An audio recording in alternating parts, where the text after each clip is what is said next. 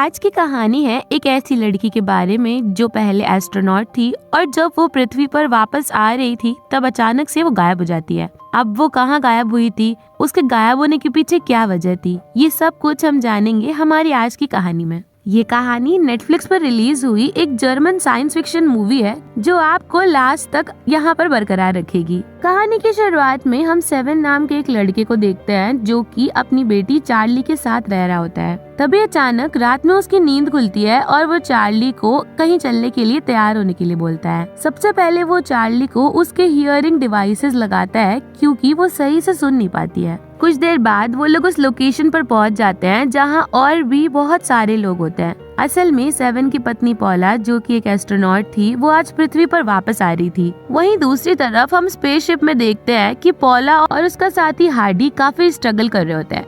असल में उनका पैराशूट ओपन ही नहीं हो रहा होता है। धीरे धीरे वो लोग जमीन के और नजदीक आते जा रहे थे और सेवन और बाकी के सभी लोग ये सब कुछ एक स्क्रीन पर देख रहे थे जिससे वो सभी बहुत ज्यादा घबरा रहे थे। पर तभी अचानक पॉला एक बटन दबा देती है जिससे पैराशूट्स ओपन हो जाते हैं और उन सब की सेफ लैंडिंग हो जाती है। ये सब कुछ देखकर सभी लोग काफी खुश होते हैं। वहीं दूसरी तरफ जहां वो स्पेसक्राफ्ट लैंड हुआ होता है उसे वहां जा करके खोला जाता है। इन सब के बाद सेवन अपनी बेटी चार्ली से कहता है कि कल उसकी मॉम आ जाएंगी। ये सुनकर चार्ली भी काफी खुश होती है। जब वो दोनों घर जाते हैं तो सेवन के पास पॉला का कॉल आता है और वो उससे बात करके उससे काफी गुस्सा होती है कि उसने उसे कॉल नहीं किया। पॉला उससे और भी बहुत सारी बातें करती है पर तभी अचानक वो उससे कुछ ऐसा कहती है जो उसे समझ नहीं आता।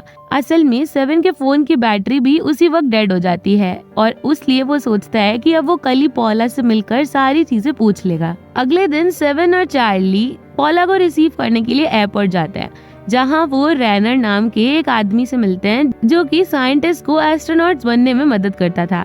ये सब सुनकर चार्ली तो काफी ज्यादा एक्साइटेड हो जाती है। खैर वहीं पर ही वो मीरा नाम की एक लड़की से मिलते हैं जो कि हार्डी की वाइफ होती है। अब वो सभी लोग मिलकर अपने अपने फैमिली मेंबर्स का वेट करने लगते हैं।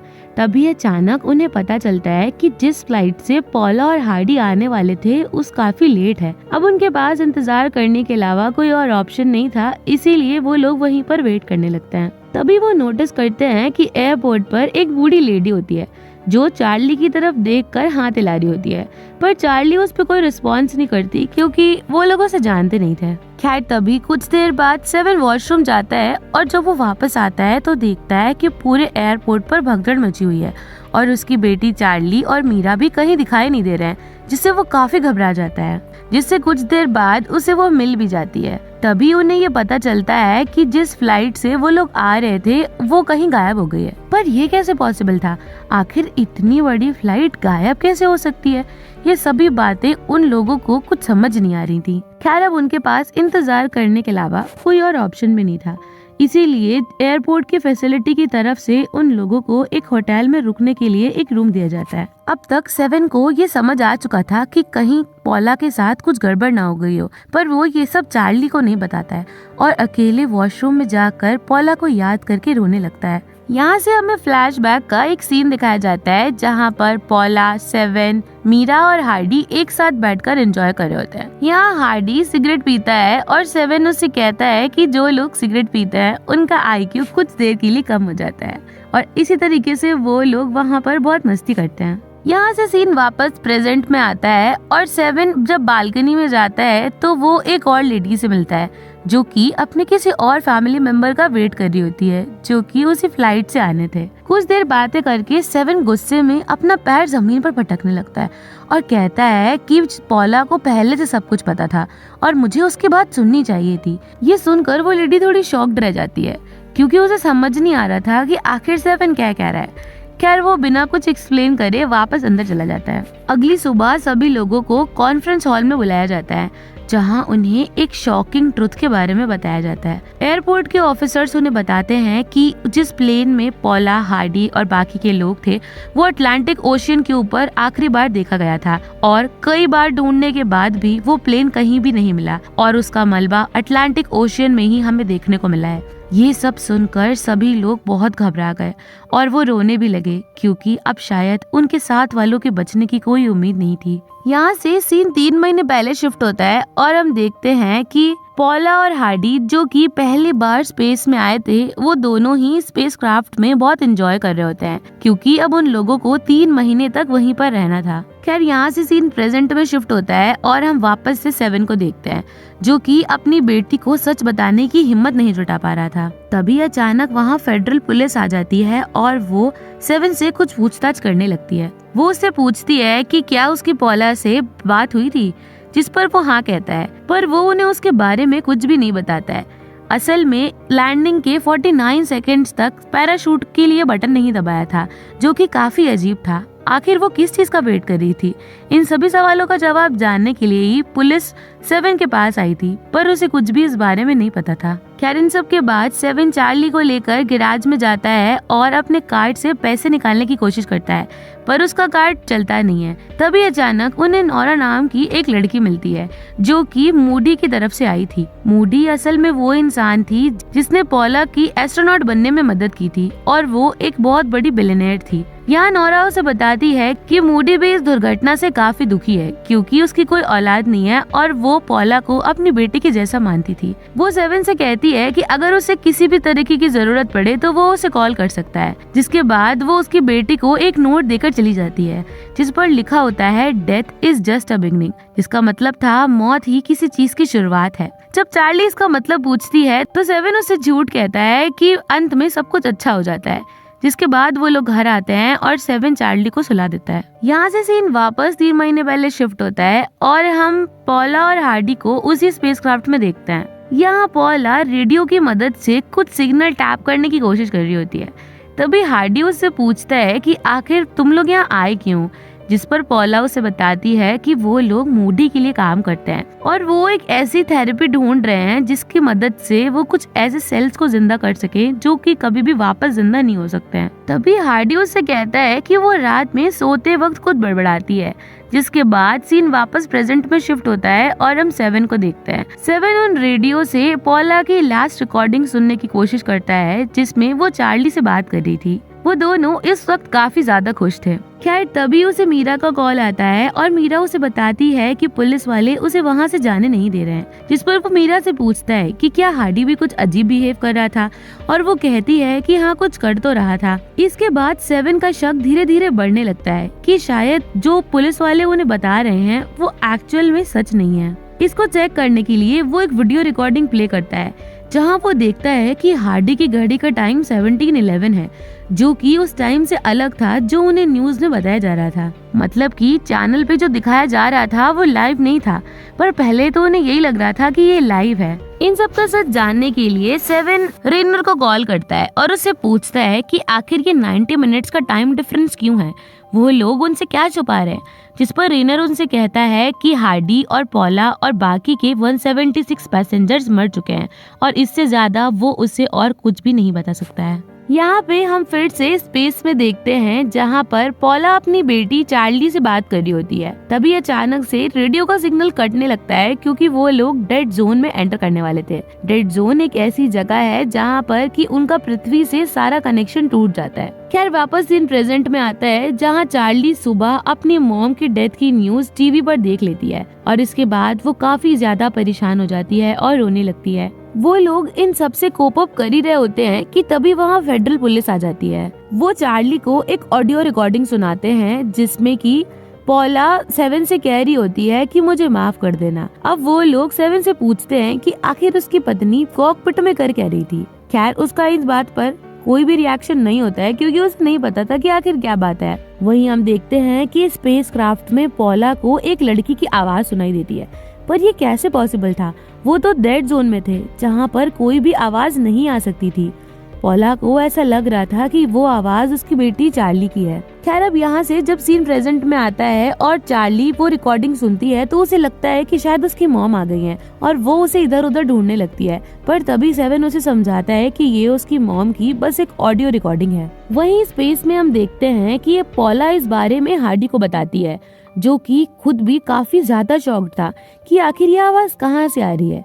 जब वो लोग एंटीना चेक करते हैं तो वो स्पेस की तरफ मुड़ा हुआ था, जिसका मतलब था कि ये आवाज स्पेस से आ रही है और ये कोई ऐसा व्यक्ति निकाल रहा है जो कि ह्यूमन नहीं है और वो ह्यूमन होने की एक्टिंग कर रहा है। ये सब सुनकर हार्डी पॉला को ये बात किसी को भी ना बताने के लिए कहता है, जिस पर पॉला भी अग्री हो जाती है और अब वो लोग एक बार फिर से ये सिग्नल ढूंढने की कोशिश करते हैं। तभी कुछ देर बाद पॉला को ये समझ आ जाता है कि शायद वो ये काम अकेले नहीं कर पाएगी और उन्हें बाकी लोगों को भी इसमें इन्वॉल्व कर लेना चाहिए। तभी वो अपने हाथ पर एक अजीब सा निशान भी देखती है। खैर, यहाँ से सीन वापस पृथ्वी पर आता है, जहाँ पर पॉला के पेरेंट्स भी अब 7 के यहाँ आ गए होते हैं, क्योंकि उन्हें भी अपनी बेटी के बारे में पता चल चुका था। डिनर के बाद जब चार्ली सोने जाती है तो वो 7 से रेडियो ऑफ ना करने के लिए कहती है, क्योंकि उसे अभी भी इस बात पर यकीन था कि शायद उसकी मॉम उसे कांटेक्ट करेंगी। वहीं दूसरी तरफ स्पेस में हम देखते हैं कि पॉला की अचानक से नींद खुलती है और अब वो बाकी लोगों को भी इस बारे में बताने का डिसाइड करती है। वो बाहर आती है तो देखती है कि वो लोग एक बार फिर से डेड जोन में एंटर कर चुके हैं। खैर, वो तभी अपने बाकी के टीम मेंबर्स को बताती है कि उसे एक अलग रिकॉर्डिंग मिली है और जब वो उसे ऑन करने की कोशिश करती है तो उसमें एक्चुअल में कुछ भी रिकॉर्डिंग नहीं हुई होती है। यहाँ हार्डी भी उसका साथ नहीं देता है, क्योंकि वो नहीं चाहता था कि बाकी लोगों को भी इसके बारे में पता चले। इसीलिए वो वहाँ पर पॉला का ही मजाक उड़ाने लगता है और उससे कहता है कि शायद उसे स्पेस सिकनेस हो गई है। वहीं दूसरी तरफ पृथ्वी पर हम देखते हैं कि मीरा 7 से मिलने आती है और मीरा उससे पूछती है कि आखिर पॉला कॉकपिट में क्या कर रही थी, जिस पर 7 उससे कहता है कि हो सकता है उसको कोई दौरा पड़ा हो, क्योंकि ऐसा पहले भी हो चुका है। जिस पर मीरा उससे कहती है कि उसने ड्रग्स लेना तो काफी पहले ही बंद कर दिया था, तो फिर आखिर ये कैसे पॉसिबल है। जिस पर 7 उसे बताता है कि उसे साइकोसिस नाम की एक बीमारी है और वो इसके लिए दवाई भी लेती थी। ये सुनकर मीरा उससे कहती है कि अगर पॉला इस बात के लिए ड्रग्स लेती थी तो आखिर टेस्टिंग में उसकी ये ड्रग सामने क्यों नहीं आई। वहीं दूसरी तरफ स्पेस में हम पॉला को देखते हैं, जो कि अपने उस हाथ के घाव की वजह से काफी परेशान होती है। तभी अचानक उसे ऐसा लगता है कि उसके उस घाव में से कीड़े निकल रहे हैं, जो कि एक्चुअल में उसका एक हैलुसिनेशन था, क्योंकि वो कोई भी दवाई नहीं ले रही थी। वहीं दूसरी तरफ जब 7 पॉला के रूम में जाकर दवाई चेक करता है तो वो देखता है कि उसने कोई भी दवाई नहीं ली होती है, यानी कि सारी की सारी दवाइयाँ वहीं पर रखी हुई थी। अगली सुबह 7 और चार्ली के घर के बाहर बहुत सारे रिपोर्टर्स आ जाते हैं और बहुत से लोग प्रोटेस्ट करने भी आ जाते हैं, क्योंकि उन्हें ऐसा लग रहा था कि शायद पॉला की वजह से ही प्लेन क्रैश हुआ है। ये सब कुछ देखकर 7 अपनी बेटी को अपने नाना नानी के साथ जाने के लिए कहता है, क्योंकि वो चाहता था कि वो सेफ रहे। जिस पर चार्ली मान तो जाती है, पर तभी रास्ते में उसे आसमान में कुछ चमकता हुआ दिखाई देता है, जो देखकर वो अपने पिता के पास एक बार फिर वापस आ जाती है। वहीं स्पेस में हम देखते हैं कि अपनी प्रॉब्लम्स को शेयर करने के लिए पॉला मूडी को कॉल करती है और वो उसे सब कुछ बता देती है। जिस पर मूडी उससे पूछती है कि क्या उसे अब भी वो अजीब चीजें दिखाई दे रही हैं, जिस पर पॉला उससे कहती है कि उसने दवाई ले ली है और अब सब कुछ ठीक है। यहाँ हमें एक फ्लैशबैक का सीन दिखाया जाता है, जहाँ पर पॉला 7 से कह रही होती है कि मेरा स्पेस में जाना बहुत जरूरी है और अगर उन लोगों को मेरी मेडिकल कंडीशन के बारे में पता चल गया तो वो लोग मुझे कभी भी जाने नहीं देंगे, और अगर तुमने इस बारे में किसी को भी बताया तो तुम मुझे हमेशा के लिए खो दोगे। यहाँ से हमें पता चलता है कि पॉला स्पेस में जाने के लिए कुछ ज्यादा ही बेताब थी। उसे अपने मेडिकल कंडीशन और अपने परिवार की भी उतनी चिंता नहीं थी। वहीं दूसरी तरफ हम देखते हैं कि नोरा उन सभी रिपोर्टर्स को हैंडल करने के लिए आ गई होती है, जो कि 7 के घर के बाहर होते हैं। वो उन लोगों से कहती है कि मैं बेनिशा मूडी की तरफ से हूँ और वो सभी इस बात से काफी दुखी हैं। पर तभी एक आदमी उसके ऊपर रेड कलर का पेंट फेंक देता है, जिससे कि नोरा काफी घबरा जाती है और 7 को उसकी मदद के लिए आना पड़ता है। इसके बाद वो 7 को एक डिवाइस देती है, जिसकी मदद से वो कांटेक्ट उससे कर सकते थे, और अब 7 नोरा को उसकी कार में बिठाकर वहाँ से भेज देता है। तभी अचानक चार्ली जोर जोर से चिल्लाने लगती है और जब 7 वहाँ पहुँचता है तो वो उससे कहती है कि उसकी पॉला से अभी अभी बात हुई है। ये सब सुनकर 7 काफी नाराज हो जाता है और वो रेडियो सिग्नल कट कर देता है, जो देखकर चार्ली काफी नाराज होती है और कहती है कि काश मॉम की जगह आप मर जाते। इसके कुछ देर बाद सेवन अपनी बेटी को लेकर मीरा के घर जाता है, जहां वो मीरा से कहता है कि जरूर सरकार उनसे कुछ तो छुपा रही है। जिसके बाद वो चार्ली को वहीं छोड़ करके रेनर से मिलने के लिए उसके घर जाता है, पर रेनर वहां पर नहीं होता है। जिसके बाद वो उसके घर पर कुछ तलाशी लेता है, जहां पर सेवन को एक टॉप सीक्रेट फाइल मिलती है और उसे पढ़कर उसे ये समझ आ जाता है कि पॉला और हार्डी को स्पेस में जरूर कुछ अजीब मिला था। जिसको बताने के लिए जब वो वापस मीरा के यहाँ आता है तो देखता है कि चार्ली वहाँ नहीं है, जो देखकर वो काफी घबरा जाता है। तभी उसे घर के बाहर वही आदमी दिखता है जिसने की नोरा के फेस के ऊपर उस रेड पेंट को फेंका था। इसीलिए वो अपनी कार से उसका पीछा करने लगता है।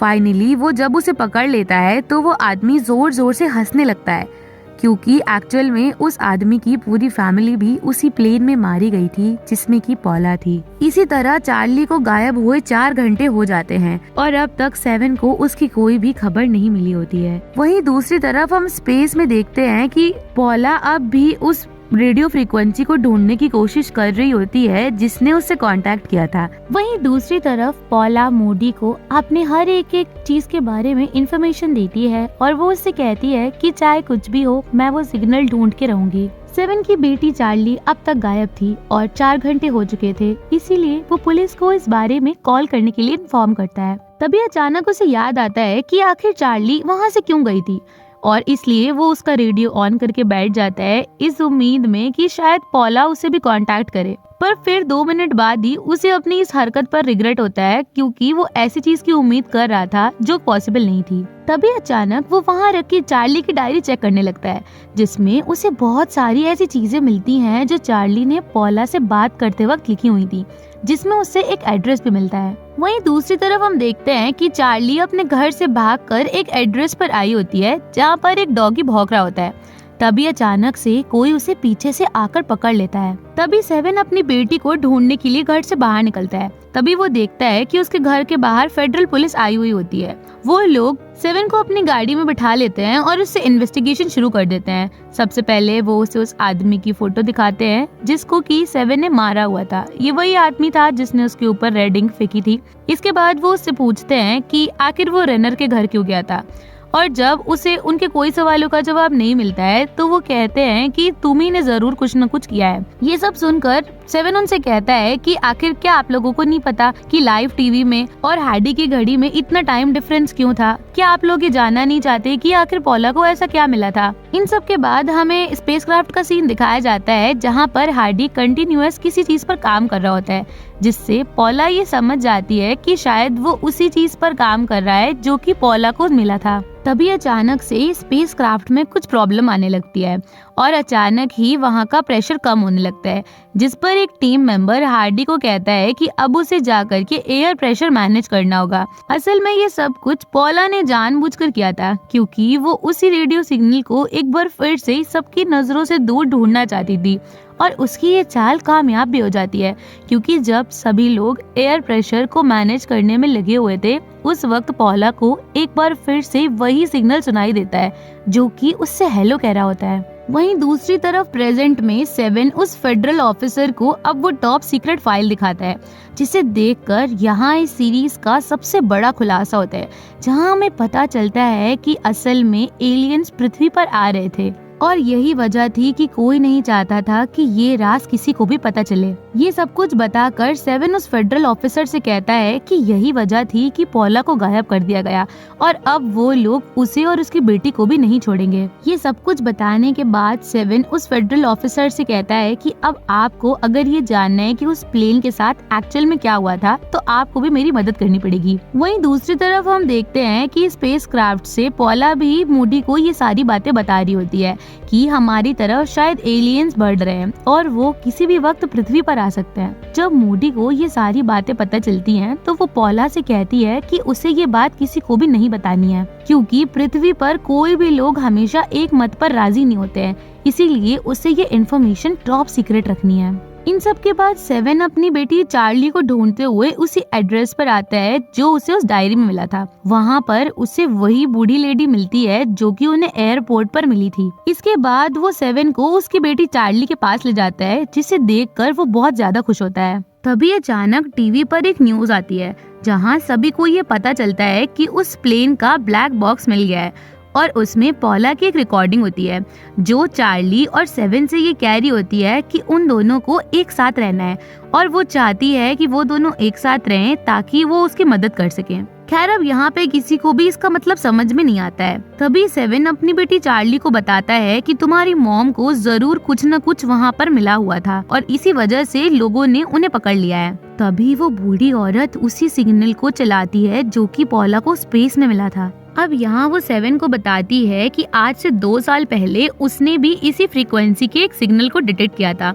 जिसमें एक बच्चा हाय बोल रहा था। पर कुछ टाइम बाद उसे ये बात समझ आ गई थी कि ये कोई बच्चा नहीं है बल्कि कोई और है जो कि बार बार हेलो हेलो ही बोल रहा है। पर आज से 3 साल पहले उसे एक माँ और बेटी की फ्रीक्वेंसी सुनाई दी जो कि आपस में बात कर रहे थे और उसकी माँ को भी वही फ्रीक्वेंसी डिटेक्ट हो रही थी और ये माँ और बेटी और कोई नहीं बल्कि पॉला और चार्ली ही थे। और यही वजह थी कि वो बूढ़ी औरत एयरपोर्ट पर भी उनसे कांटेक्ट करने की कोशिश कर रही थी और इस तरीके से अब सभी ये बात जान जाते हैं कि एलियंस पृथ्वी पर आ रहे हैं। अब वो फेडरल ऑफिसर जिसे कि सेवन ने सब कुछ बता रखा था उससे भी यकीन हो जाता है कि जरूर उसके डिपार्टमेंट से भी कुछ ऐसे लोग हैं जो कि पॉला के गायब होने के लिए रिस्पॉन्सिबल हैं। इसीलिए वो अपने एक वफादार साथी के साथ घर पर ही इस मिशन पर काम करने का डिसाइड करती है और उन लोगों के सामने एक बात आती है कि आखिर फ्लाइट 24 मिनट लेट कैसे हो गई थी। तभी अचानक से उनके दिमाग में एक प्लान आता है और वो ये बात डिस्कस करते हैं कि क्या कोई ऐसा पैसेंजर है जिसने कि अपना सामान रखा पर उसने फ्लाइट बोर्ड नहीं की।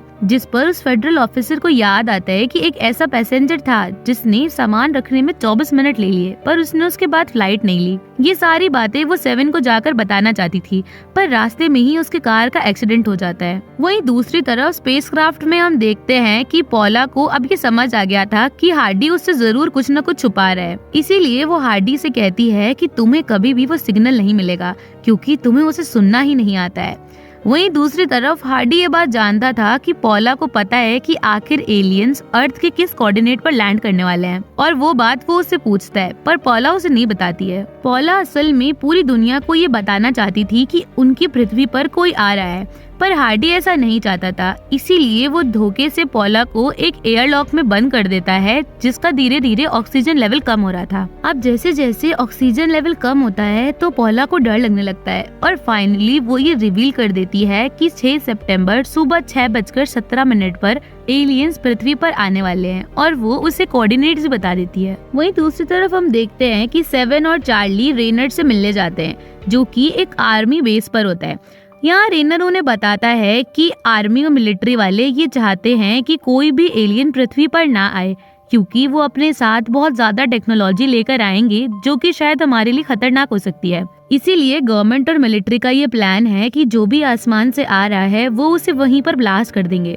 और इसी के साथ हम देखते हैं कि सुबह होते ही एक बहुत बड़े ऑब्जेक्ट को मिलिट्री ब्लास्ट कर देती है जिससे कि अब पॉला के वापस आने के सभी चांसेस खत्म हो जाते हैं और इसके बाद सेवन और चार्ली अपने घर चले जाते हैं क्योंकि अब उन्हें ये यकीन हो गया था कि पॉला कभी भी वापस नहीं आएगी। अगली सुबह तभी ये न्यूज आती है कि जो भी आसमान से आया था असल में उसमें तो कोई था ही नहीं। तभी अचानक सेवन को चार्ली के हाथ पर कुछ लिखा हुआ दिखाई पड़ता है जो कि असल में कोऑर्डिनेट्स थे और ये कोऑर्डिनेट्स चार्ली ने तब लिखे थे जब पॉला ने उसे रेडियो से कांटेक्ट किया था जिस पर से सेवन एक डेट को डिकोड करता है जिस पर एलियंस आने वाले थे। तभी अचानक उनके घर पर मिलिट्री वाले हमला कर देते हैं क्योंकि वो कोऑर्डिनेट्स लेने आए थे जहाँ पर एलियंस आने वाले थे क्योंकि उन्हें भी अब सारी बातें पता चल गई थी। तभी चार्ली और सेवन अपने नेबर्स की मदद से वहाँ से भाग जाते हैं जिसके बाद उनकी कार की एक एक्सीडेंट हो जाता है और तभी उनकी जब नींद खुलती है तो उन्हें पता चलता है कि वो मूडी के घर पर हैं।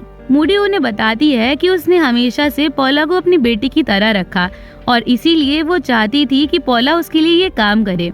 इन सब के बाद सेवन और चार्ली उसे वो कोऑर्डिनेट्स दे देते हैं जो कि आज से 1.5 दिन बाद के होते हैं। इन सब के बाद फाइनली अब वो दिन आ जाता है और सेवन, चार्ली, मूडी और उसकी असिस्टेंट नोरा अब एक हेलीकॉप्टर में बैठकर उस जगह पर जा रहे होते हैं। तभी अचानक सेवन के फोन पर एक मैसेज आता है जहाँ पर उस डिटेक्टिव ने सेवन को ये बताया होता है कि जिस लेडी ने उनका एक्सीडेंट करवाया जो कि पॉला के वापस ना आने के लिए रिस्पॉन्सिबल है, जिसने 176 पैसेंजर्स को मरवा दिया, वो और कोई नहीं बल्कि मूडी ही थी। उसी ने हार्डी को पॉला के पीठ पीछे उस सिग्नल को ढूंढने के लिए कहा था। ये सब जानकर सेवन काफी घबरा जाता है और वो तुरंत चार्ली को अपने साइड बिठा लेता है, पर अब वो लोग कुछ भी नहीं कर सकते थे। फाइनली जब वो लोग उस लोकेशन पर पहुंच जाते हैं तो मूडी एक बड़ी सी पूजा करती है ताकि वो एलियंस से अच्छे से मिल सके। पर जब टाइम हो जाता है उसके 20 मिनट बाद तक भी जब एलियंस नहीं आते तो मूडी को समझ आ जाता है कि शायद ये कोऑर्डिनेट्स भी सही नहीं है,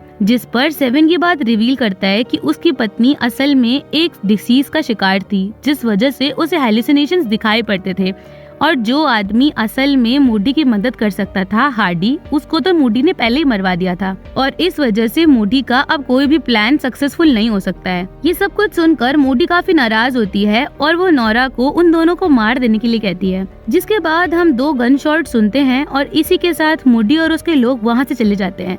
पर असल में नोरा ने सेवन और चार्ली को नहीं मारा होता है क्योंकि उसे ये करना सही नहीं लग रहा था, इसीलिए उसने जानकर गलत जगह पर शॉट मारे थे। खैर फाइनली सेवन वापस घर आ जाता है और अब वो नोरा की एक असली कॉल रिकॉर्डिंग चेक करता है, जहाँ पर उसने बातों बातों में एक डेट बताई होती है सेवन को जब एलियंस पृथ्वी पर आने वाले थे। और फाइनली जब सेवन और चार्ली उस लोकेशन पर पहुँचते हैं तो उस दिन आसमान पर से एक बॉक्स गिरता है जिस पर से हेलो हेलो की आवाज आ रही होती है और असल में ये डिवाइस नासा का ही भेजा हुआ था ताकि वो स्पेस में पीस का एक पैगाम भेज सके और ये डिवाइस पृथ्वी पर वापस भेज दिया गया था, जिसका मतलब था कि जो लोग स्पेस में रहते हैं वो भी यही चाहते हैं कि उन सबके बीच में पीस बना रहे, जिससे ये प्रूफ होता है कि ह्यूमंस के अलावा और भी स्पीशीज स्पेस में एग्जिस्ट करती हैं। और इसी के साथ ये बेहतरीन सीरीज यहीं पर खत्म हो जाती है।